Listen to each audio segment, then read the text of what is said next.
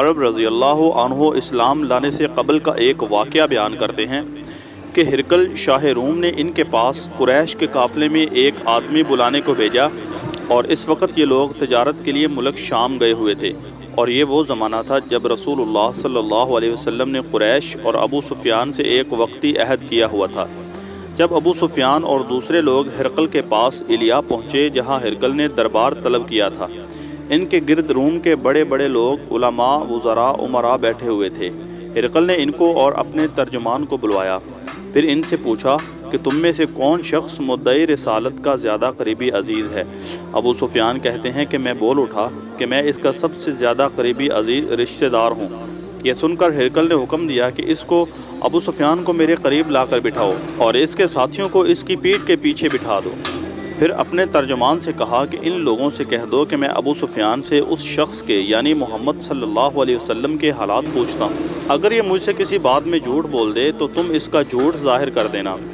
ابو سفیان کا قول ہے کہ خدا کی قسم اگر مجھے یہ غیرت نہ آتی کہ یہ لوگ مجھ کو جھٹلائیں گے تو میں آپ صلی اللہ علیہ وسلم کی نسبت ضرور غلط گوئی سے کام لیتا۔ خیر، پہلی بات جو ہرقل نے مجھ سے پوچھی وہ یہ تھی کہ اس شخص کا خاندان تم لوگوں میں کیسا ہے؟ میں نے کہا وہ تو بڑے اونچے عالی نسب والے ہیں۔ کہنے لگا اس سے پہلے بھی کسی نے تم لوگوں میں ایسی بات کہی تھی؟ میں نے کہا نہیں۔ کہنے لگا اچھا اس کے بڑوں میں کوئی بادشاہ ہوا ہے؟ میں نے کہا نہیں۔ پھر اس نے کہا بڑے لوگوں نے اس کی پیروی اختیار کی ہے یا کمزوروں نے؟ میں نے کہا نہیں، کمزوروں نے۔ پھر کہنے لگا اس کے تابع دار روز بروز بڑھتے جاتے ہیں یا کوئی ساتھی پھر بھی جاتا ہے؟ میں نے کہا نہیں۔ کہنے لگا کیا اپنے اس دعوی نبوت سے پہلے بھی کبھی کسی موقع پر اس نے جھوٹ بولا ہے؟ میں نے کہا نہیں، اور اب ہماری اس سے صلح کی ایک مقررہ مدت ٹھہری ہوئی ہے، معلوم نہیں وہ اس میں کیا کرنے والا ہے۔ ابو سفیان کہتے ہیں کہ میں اس بات کے سوا اور کوئی جھوٹ اس گفتگو میں شامل نہ کر سکا۔ ہرقل نے کہا کیا تمہاری اس سے کبھی لڑائی بھی ہوتی ہے؟ ہم نے کہا ہاں۔ پھر بولا تمہاری اور اس کی جنگ کا کیا حال ہوتا ہے؟ میں نے کہا لڑائی ڈول کی طرح ہے، کبھی وہ ہم سے میدان جنگ میں جیت لیتے ہیں اور کبھی ہم ان سے جیت لیتے ہیں۔ ہرقل نے پوچھا وہ تمہیں کس بات کا حکم دیتا ہے؟ میں نے کہا وہ کہتا ہے کہ صرف ایک اللہ ہی کی عبادت کرو، اس کا کسی کو شریک نہ بناؤ، اور اپنے باپ دادا کی شرک کی باتیں چھوڑ دو، اور ہمیں نماز پڑھنے، سچ بولنے، پرہیزگاری اور صلہ رحمی کا حکم دیتا ہے۔ یہ سن کر پھر ہرقل نے اپنے ترجمان سے کہا کہ ابو سفیان سے کہہ دو میں نے تم سے اس کا نسب پوچھا تو تم نے کہا کہ وہ ہم میں عالی نسب ہے اور پیغمبر اپنی قوم میں عالی نسب ہی بھیجے جاتے ہیں۔ میں نے تم سے پوچھا کہ وہ دعوی نبوت کی یہ بات تمہارے اندر اس سے پہلے کسی اور نے بھی کہی تھی تو تم نے جواب دیا کہ نہیں۔ تب میں نے اپنے دل میں کہا کہ اگر یہ بات اس سے پہلے کسی نے کہی ہوتی تو میں سمجھتا کہ اس شخص نے بھی اسی بات کی تقلید کی ہے جو پہلے کہی جا چکی ہے۔ میں نے تم سے پوچھا کہ اس کے بڑوں میں کوئی بادشاہ بھی گزرا ہے تو تم نے کہا نہیں۔ تو میں نے دل میں کہا کہ ان کے بزرگوں میں سے کوئی بادشاہ ہوا ہوگا تو کہہ دوں گا کہ وہ شخص اس بہانہ اپنے آباء و اجداد کی بادشاہت اور ان کا ملک دوبارہ حاصل کرنا چاہتا ہے۔ اور میں نے تم سے پوچھا کہ اس بات کے کہنے یعنی پیغمبری کا دعویٰ کرنے سے پہلے تم نے کبھی اس کو دروغ گوئی کا الزام لگایا ہے؟ تم نے کہا نہیں۔ تو میں نے سمجھ لیا کہ جو شخص آدمیوں کے ساتھ دروغ گوئی سے بچے وہ اللہ کے بارے میں کیسے جھوٹی بات کہہ سکتا ہے۔ اور میں نے تم سے پوچھا کہ بڑے لوگ اس کے پیرو ہوتے ہیں یا کمزور آدمی؟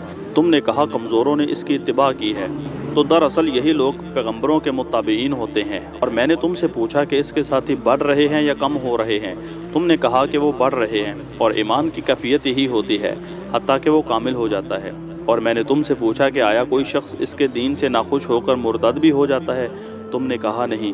تو ایمان کی خاصیت بھی ہی ہے، جن کے دلوں میں اس کی مسرت رچ بس جائے وہ اس سے لوٹا نہیں کرتے۔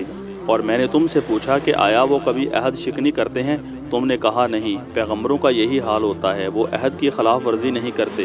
اور میں نے تم سے کہا کہ وہ تم سے کس چیز کے لیے کہتے ہیں؟ تم نے کہا وہ ہمیں حکم دیتے ہیں کہ اللہ کی عبادت کرو، اس کے ساتھ کسی کو شریک نہ ٹھہراؤ، اور تمہیں بتوں کی پرستش سے روکتے ہیں، سچ بولنے اور پرہیزگاری کا حکم دیتے ہیں۔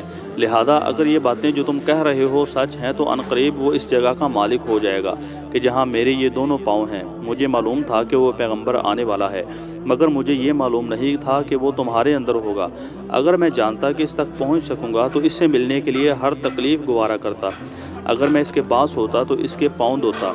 ہرقل نے رسول اللہ صلی اللہ علیہ وسلم کا وہ خط منگوایا جو آپ نے دہیہ کلبی رضی اللہ عنہ کے ذریعے حاکم بصرہ کے پاس بھیجا تھا، اور اس نے وہ ہرقل کے پاس بھیج دیا تھا۔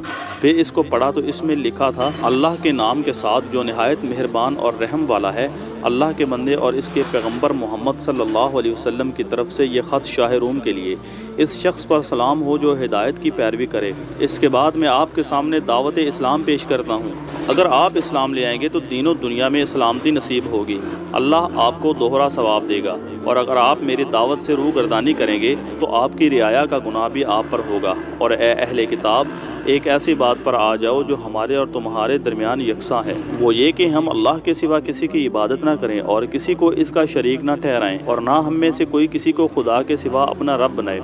پھر اگر وہ اہل کتاب اس بات سے منہ پھیر لیں تو مسلمانوں تم ان سے کہہ دو کہ تم مانو یا نہ مانو، ہم تو ایک خدا کے اطاعت گزار ہیں۔ ابو سفیان کہتے ہیں کہ جب ہرقل نے جو کچھ کہنا تھا کہہ دیا اور خط پڑھ کر فارغ ہوا تو اس کے ارد گرد بہت شور و غوغا ہوا، بہت سی آوازیں اٹھی اور ہمیں باہر نکال دیا گیا۔ تب میں نے اپنے ساتھیوں سے کہا کہ ابو کبشہ کے بیٹے، حضرت صلی اللہ علیہ وسلم کا معاملہ تو بہت بڑھ گیا ہے، دیکھو تو اس سے بنی اصغر روم کا بادشاہ بھی ڈرتا ہے۔ مجھے اس وقت سے اس بات کا یقین ہو گیا تھا کہ حضور صلی اللہ علیہ وسلم عنقریب غالب ہو کر رہیں گے، حتیٰ کہ اللہ نے مجھے مسلمان کر دیا۔